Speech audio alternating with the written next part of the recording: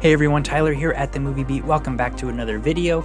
In this one, I'm going to be sharing with you my thoughts on the brand new Korean film, Voice of Silence, starring Yoo Ah-in, Yoo Jae-myung Moon Seung-ah, and it was directed by Hong Eui-jeong. So let's get into it. And for those of you just right up front who have been waiting to hear anything about this movie, initial reaction, very strong. I loved it. It was definitely, I'm going to say this is one of my favorite Korean films that I've seen this year, just because it has a lot of very interesting stylistic and tonal aspects about it that I think were very refreshing. So, as always, these brand new Korean film reviews, I'm going to try my best to keep it as spoiler-free as possible, so please don't worry about me giving away anything. And as always, let me know if you guys like these videos by liking and subscribing to the channel. So I hope to keep making more content that you guys are enjoying. So let's get into the plot outline real quick here. Tae-in, played by Yoo Ah-in, has lived his whole life very poor in the countryside. Unable to speak, he relies heavily on his partner, Changbok, played by Yoo Jae-myung, as they diligently work as subcontractors for a criminal organization where they clean up and dispose of the bodies left by gangsters after having had their way with them. One day, a young and hot-headed gang boss they work under orders them to kidnap and watch over a certain individual for 24 hours. Hesitant at first, the two men prefer to work only with the deceased. They decide to take up the contract after persistent requests, but when they arrive at their point of abduction, they are baffled and hesitant at the subject in front of them. They must take an 11-year-old girl named Cho-hee, played by Moon Seung-ah, while ransom with her parents is negotiated. When their employer suddenly turns up as the next body to dispose of, the dealings with the young girl are left hanging, and the two men find themselves in a pickle as to how to proceed. Alright, so right off the bat, I just want to say actor Yoo Ah-in really impressed me in this one. I do think he's one of the best actors of his generation. And like I said, he does not have any speaking lines in this one, but his performance was so good that when I came out of this, I couldn't, I'm like, did he really not speak? He almost felt like he was speaking in this one. So I think that goes to how good his acting was. This is probably my second favorite performance of his, next to Burning and Punch. But in this one, he's like this big grown man-child, and I say that in the most respectful way possible. He's just, he's lived his whole life in the country and not very educated, and he has a hard time, obviously, expressing himself vocally. So he does rely on his partner Changbok, and they're both like these big teddy bears with giant hearts. And it's kind of interesting when you contrast that with the actual work that they're doing. They're very nonchalantly dealing with these gangsters as they're just tying up guys and beating the crap out of them.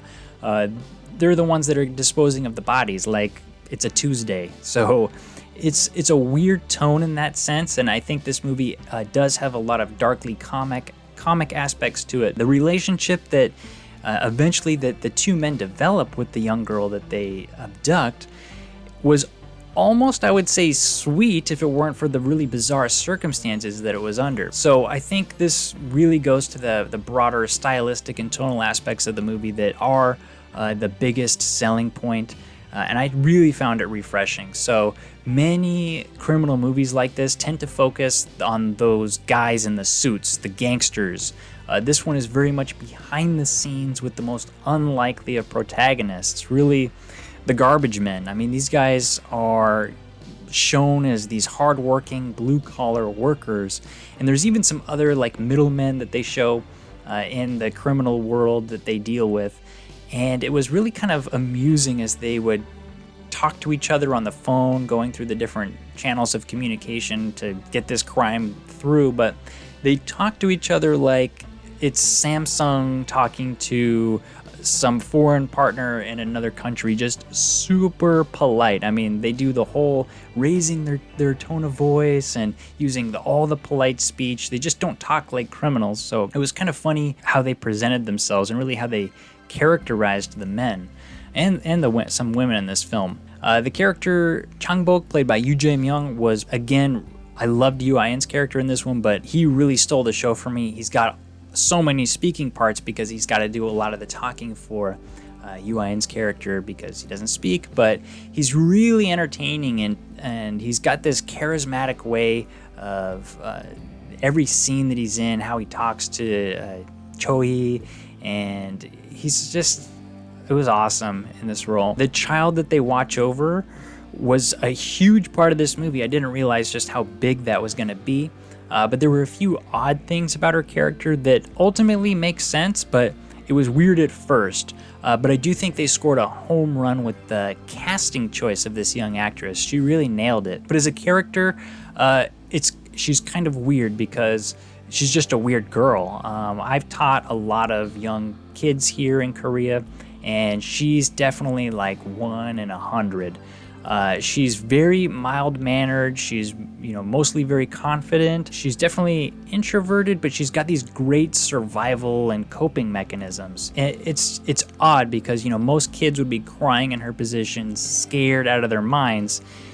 She's just got this crazy adaptive quality that she's getting through it, almost like she's a genius in how she's getting through this thing. I think the title of the film, Voice of Silence, does kind of refer to young children who don't have a voice. There are some clues in this one that this character Cho-hee, she perhaps developed some of these characteristics, these qualities, struggling for attention at home. She apparently has a brother who's much more favored than her, and it's kind of old style here in Korea, but traditionally boys are heavily favored over girls, and that just has to go way back into history and how lineage and all that is considered. It also, the main character, Tae-in, played by Yoo Ah-in, he was not raised by his parents, so he was perhaps a child who was thrown away. Was it because of his not being unable to speak, what have you? But there is that aspect of the film which was pretty cool. Well, interesting, not cool, I should say. But there's a really melodramatic quality to the portion of the film where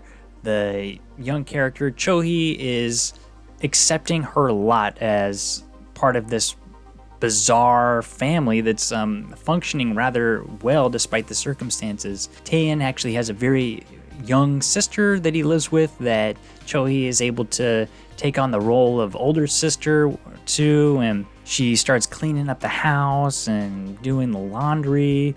And there's scenes where, she's just kind of laying down and she hears Tae-in coming, and she's got to reorganize and, put on the show that she's doing her role, and she's going to be considered worthy. So she really tries to earn her keep, even though she's a prisoner. It just kind of really spoke to the role, the character that she was playing, and I was like, wow, that's very well thought out, I thought. And amidst all this, all of these criminal dealings are going on, so it was really interesting tone in that respect. It got this melodrama, really weird family situation going on as they try to figure out what they're gonna do with her, but they're also kind of happy. And I gotta say, this movie features some amazing, gorgeous outdoor countryside photography, some of the best since Little Forest, I must say.